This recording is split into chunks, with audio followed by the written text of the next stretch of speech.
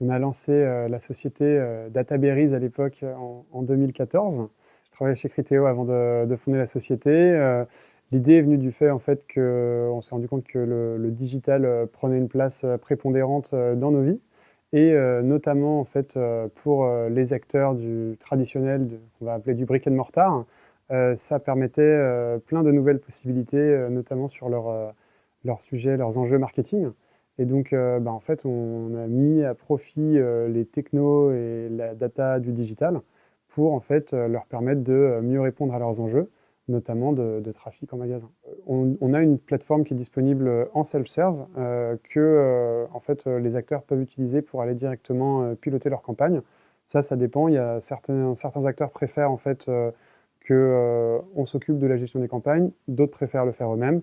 Et donc là-dessus, on s'adapte en fonction des besoins des clients.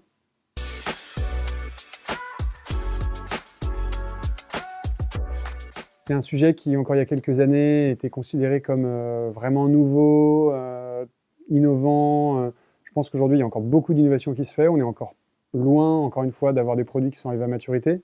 Par contre, je pense que dans les stratégies des annonceurs et des enseignes aujourd'hui, c'est quelque chose qui est connu, qui est identifié et qui du coup se développe naturellement. Mais on est passé de du stade découverte, innovation au stade développement, je dirais. Je pense que c'est une très bonne initiative pour le marché.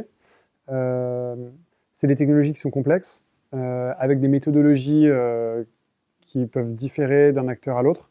C'est hyper important qu'il y ait des standards qui émergent sur lesquels le marché peut s'appuyer.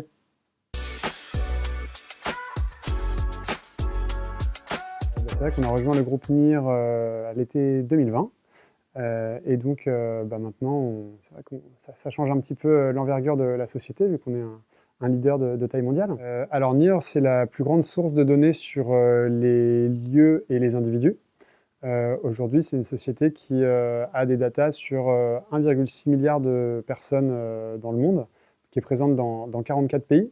Donc il y a des données online, il y a des données offline. On a plein de partenaires en fait de diverses natures qui vont nous permettre de construire des profils comment dire, les plus pertinents, les plus qualifiés possibles pour, du coup, à des finalités d'activation notamment, cibler les prospects les plus chauds pour une marque. Ça peut être pour une chaîne de restaurants.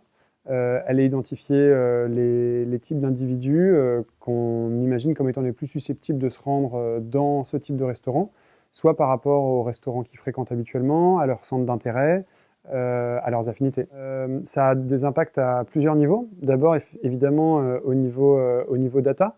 Ça nous permet d'avoir accès à en fait, plus de sources de données d'envergure mondiale et donc en fait, d'avoir des produits plus précis, plus pertinents. Ensuite, au niveau des solutions également, parce qu'il y a d'autres produits qui sont développés et proposés par le groupe qu'on va pouvoir accélérer au niveau français. Et puis, il y a aussi le développement au niveau européen. Donc ça, c'est un gros enjeu pour cette année notamment, d'accélérer à l'international.